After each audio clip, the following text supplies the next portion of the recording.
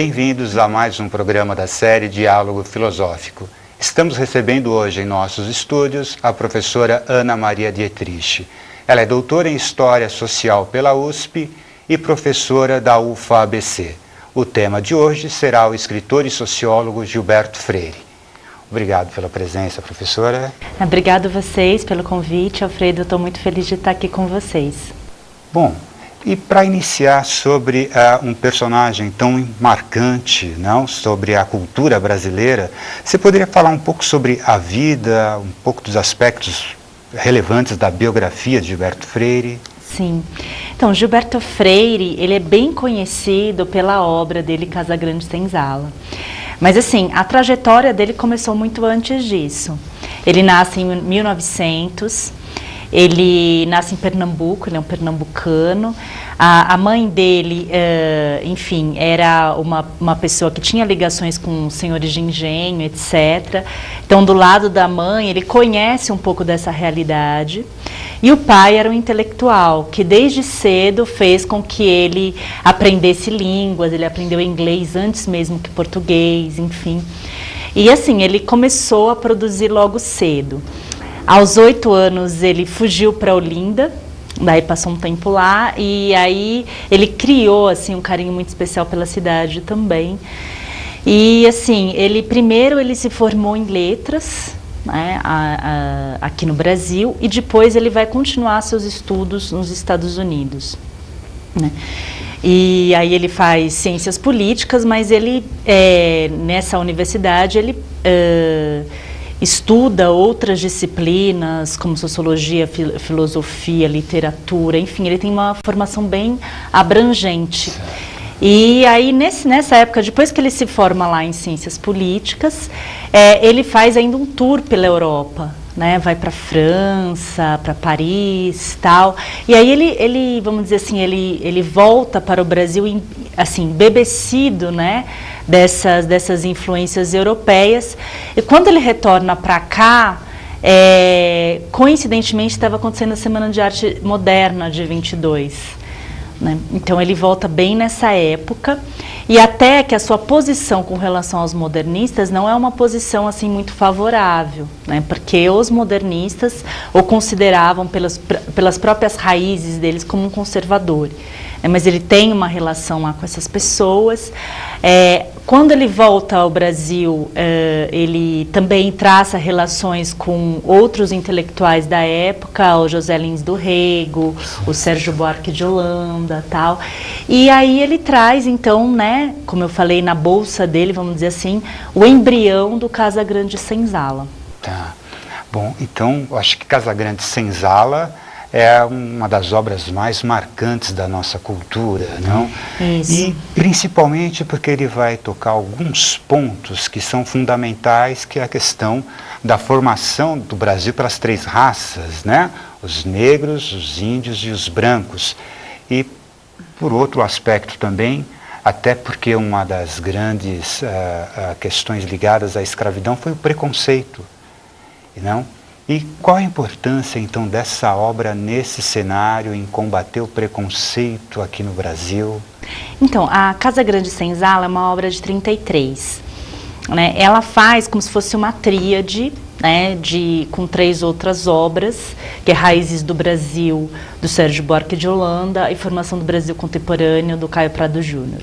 Então, assim, Caio Prado, Sérgio Buarque e Gilberto Freire, a gente pode considerar os 3 intelectuais que fizeram importantes reflexões a respeito da formação histórica do Brasil. Certo. Entender assim como foi feito, assim, como que foi formada, como foi sendo formada a nossa cultura, qual que é essas relações iniciais do Brasil colonial.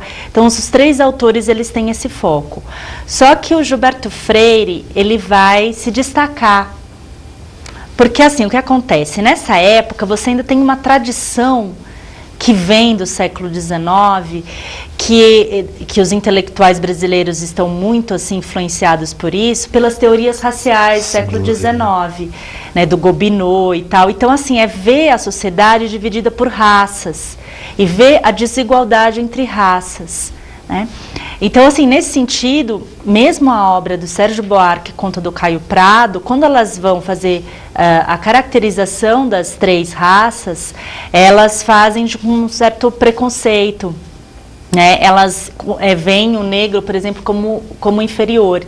E a grande inovação do Gilberto Freire é que ele vai ver o negro como um civilizador.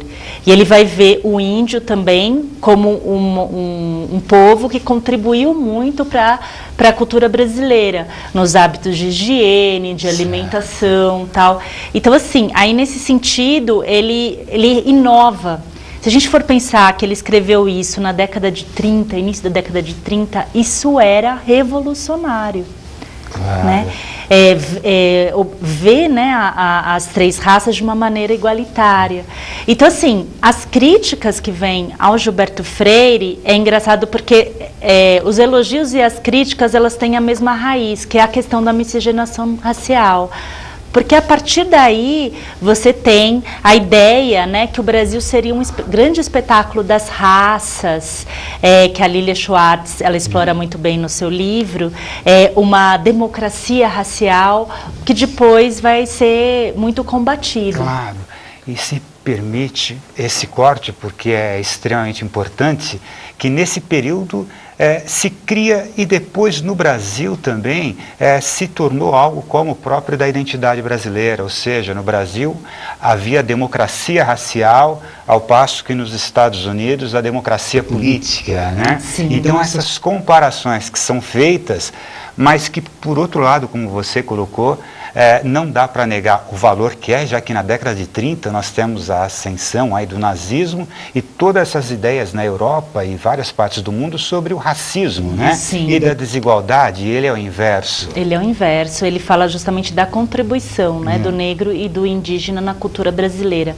E a ideia do Gilberto Freire de raça é uma ideia bem especial, que assim, é difícil o conceito dele passa muito por cultura, né? Ele ele tem aquele pensamento de época, logicamente, mas ele inova nesse sentido, porque quando ele vai descrever a raça, ele acaba descrevendo hábitos culturais, então ele é inovador nesse sentido.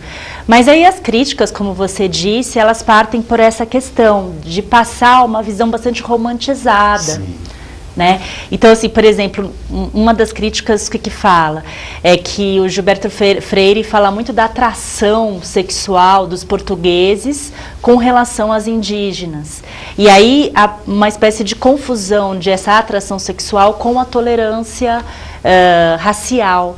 E isso não é verdade, quer dizer, uma coisa vai ser diferente da outra, né? E, então, assim, uma série de características que ele vai dando, que também as pessoas falam que, vamos dizer, é muito assim de observação, tal, sem muitos dados empíricos e tudo mais. Então, essas são as maiores críticas. Agora, se ele não fosse o grande intelectual que e a isso ele é reconhecido tanto nacional quanto internacionalmente, ganhou uma série de prêmios, tal, ele não estaria sendo lido até hoje, né, nas grandes universidades, nas universidades brasileiras, tal, e é o que acontece, né? Então a Casa Grande Senzala, ela já teve inúmeras, né, edições, e ela continua sendo muito atual e muito lida ainda. E com uma vida também, com várias atividades, professor, jornalista, político, não? Que ele foi deputado pela UDN, mas tem um outro ponto também que é interessante, não? Justamente por ele abordar e comparar a colonização do Brasil e a colonização dos Estados Unidos, ou seja, não, os portugueses e ingleses, e falar da tolerância dos portugueses, dessa amabilidade de relações, não? Ele foi muito bem aceito em Portugal, não? Até pelo governo de Salazar. E isso trouxe algumas críticas ao Gilberto Freire, tanto pela esquerda, não? Porque assim, isso daí é uma outra controvérsia dentro da trajetória da vida dele. Porque enquanto aqui no Brasil estava acontecendo, né, o Estado Novo, o regime varguista, tal, ele se posicionou completamente contra. Sim. Até que em 42 ele chegou a ser preso, né, porque ele acusou um padre de atividades pró-nazistas. Mas ele foi simpático ao Salazar. Então é uma controvérsia mesmo Certo. com relação à trajetória de vida dele, né? É interessante, não? Agora, você me disse que trabalha também, não? Com esse autor nas suas salas, não? Com os seus alunos.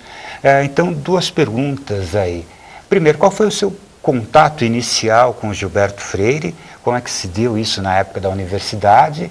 E depois, como você tem trabalhado esse autor com os seus alunos? Então, na época eu cursei USP, fiz História na USP, e lá, assim, nas cadeiras de História Colonial, era leitura obrigatória. Né? Depois, quando fui fazer mestrado e doutorado relacionado à questão do nazismo, também porque ele é tido como um intelectual orgânico, então para a gente saber como que esses intelectuais na década de 30 estão pensando as questões raciais ligadas ao Brasil. Sim. E agora que eu sou professora da Universidade Federal do ABC, eu dou uma cadeira que chama Formação Histórica do Brasil. E o tripé é justamente esse, o Gilberto Freire, o Caio Prado Júnior e o Sérgio Buarque de Holanda. Né? Então eu acredito assim, é muito atual a gente ler ainda Gilberto Freire e há releituras sendo feitas, principalmente essa questão da mestiçagem, porque durante muito tempo ela foi um pouco de tabu dentro da historiografia brasileira, e ele coloca o dedo na ferida, ele é um dos poucos autores que vai pensar a fundo o que é essa mestiçagem, o que surge dessa mestiçagem. Né, tirando toda a questão, por exemplo, de apologia que ele faz, quer dizer, ele meio que usa as teorias sociais para falar que o mestiço seria superior, né, ao branco. Mas, assim, fora isso, ele está pensando esse processo de mestiçagem, isso é bem importante para a historiografia. E os seus alunos, como que eles têm reagido a um autor que, durante uma época, ele foi até um pouco esquecido pela academia, não? Eu lembro que na época da universidade, da graduação, você falava de Gilberto Freire, era falar de um conservador, não? E, de algum tempo para cá, voltou, não, a ser tão discutido. Qual é esse primeiro encontro com ele? Eu acho assim que eles, ao mesmo tempo, assim, eles ficam assim espantados por ser um autor, né, que nasceu em 1900, tal, mas ele tem uma linguagem super acessível. Isso também é uma inovação acadêmica. Então é de muito fácil leitura. E assim, nessa disciplina eles realmente fizeram um mergulho à vida, à obra. Teve até um grupo que fez uma espécie de um vídeo em que era o Gilberto Freire, então encenava o Gilberto Freire. Enfim, eu acho que há muitas releituras a serem feitas. Certo. E para finalizar, podemos pensar dentro daquilo tudo que você já trabalhou em Gilberto Freire, quais são os aspectos mais importantes dessas obras, não, que o torna ainda um autor atual, já que nós ainda no Brasil discutimos a questão do preconceito, temos aí a questão das cotas, e temos historicamente essa relação de desigualdade social. Eu acho que é justamente essa questão que você falou. Quer dizer, nós temos nós vivemos num país que há uma desigualdade enorme étnica, né? E ainda eu acredito que os afrodescendentes têm muitos direitos a conquistar, né? Principalmente essa questão de preconceito.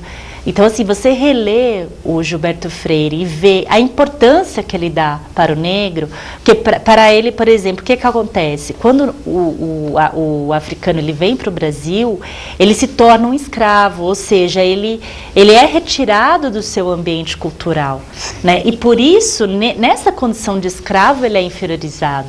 Não porque ele é africano que ele é inferior, é diferente a visão. Então, eu acho que uma releitura disso dá para a gente fazer uma nova interpretação desses preconceitos relativos à sociedade brasileira, que não são poucos. Nós temos uma sociedade em que 60% da população é de origem afro, né, e nós vemos toda uma sorte de desigualdades, até nas próprias universidades, nós temos poucos alunos negros ainda, né, então eu acho que há muito a conquistar.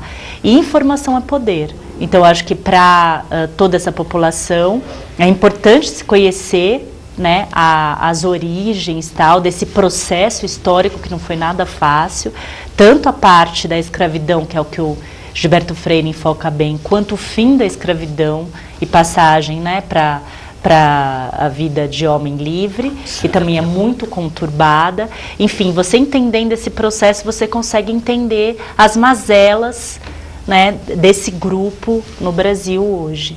Legal. Obrigado pela presença, professora. Muito obrigada também. Foi um prazer estar aqui com você, Alfredo, mais uma vez. E se vocês quiserem saber um pouco mais sobre o tema, acessem www.nebc.br. Obrigado.